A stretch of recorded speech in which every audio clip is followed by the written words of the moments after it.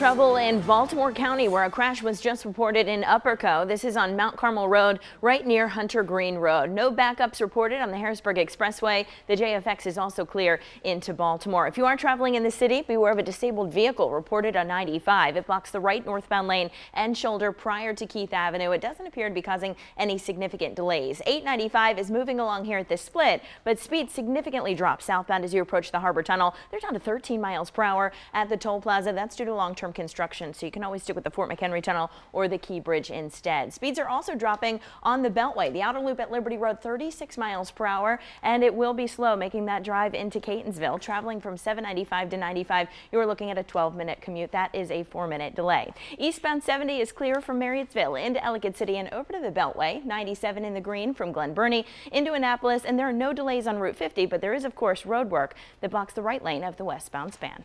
Okay, Lauren, thanks very much. It's 6:21 right now. Members of President Trump's legal team will finish their opening statements at the president's impeachment trial today in the Senate. On Monday, the president's lawyers continued his defense less than 24 hours after the New York Times reported that this man, the former National Security Advisor John Bolton, had written a book called The Room Where It Happened. Bolton is, of course, a native of Southwest Baltimore, graduated from the McDonough School. The Times is reporting that in that book, Bolton writes that the president told him that he was holding up aid to Ukraine in exchange for that country starting investigations into Hunter and Joe Biden. Senators could decide later this week on whether witnesses, including Bolton, should be called to testify at the impeachment trial. Good Morning America's got full coverage and analysis coming up at the top of the hour. It's 6:22 right now. The Naval Academy in Annapolis is celebrating its anniversary today, the 175th anniversary of the U.S. Naval Academy. Governor Larry Hogan will be speaking during a commemoration ceremony, which is scheduled for 2:45 this afternoon in Annapolis. New technology called voice cloning has the attention of the federal government. It is a matter for Mallory this morning.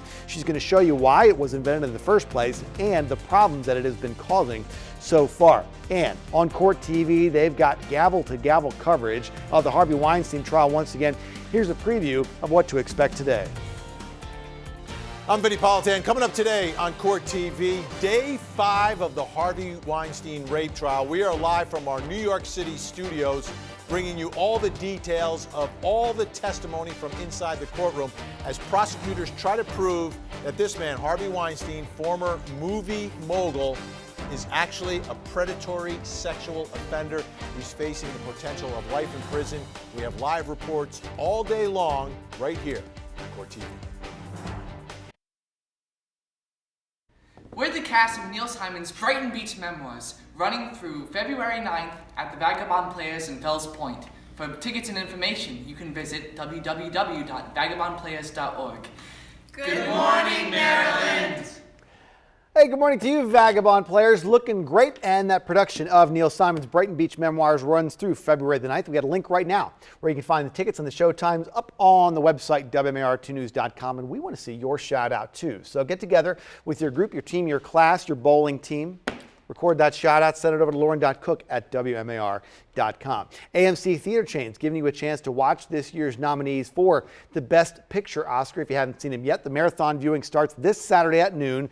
So if you hadn't seen The Joker, Once Upon a Time in Hollywood, Jojo Rabbit, many others, now is your chance. Tickets are $35 for a day one and $40 for day two. The individual movies are not available. If you want to, you got to buy the whole marathon. But you can catch the Oscars not this coming Sunday, but next Sunday night at 8 o'clock right here on Maryland's first television station. It is 6:26 right now. We're getting out a bunch of books today as part of the If You Give a Child a Book campaign. WMAR2 News' Aaron McPherson will join us live from Arundel Elementary School with a look at what to expect today. That's coming up. And there is more concern over coronavirus. Hand sanitizer might not even prevent that virus from spreading. Details on that coming up in the final half hour of Good Morning Maryland. It is just about 6:30 right now. Cell phone video caught a police officer throwing a 76-year-old woman to the ground in Baltimore County. Today, video from the cameras worn by those officers is expected to be released. Latest on that ongoing investigation. Also, the shelves are soon going to be filled up today as part 2 of our If You Give a Child a Book campaign. Aaron McPherson will join us live from Arundel Elementary School, waiting for the students to pick out new books that they can take home as well.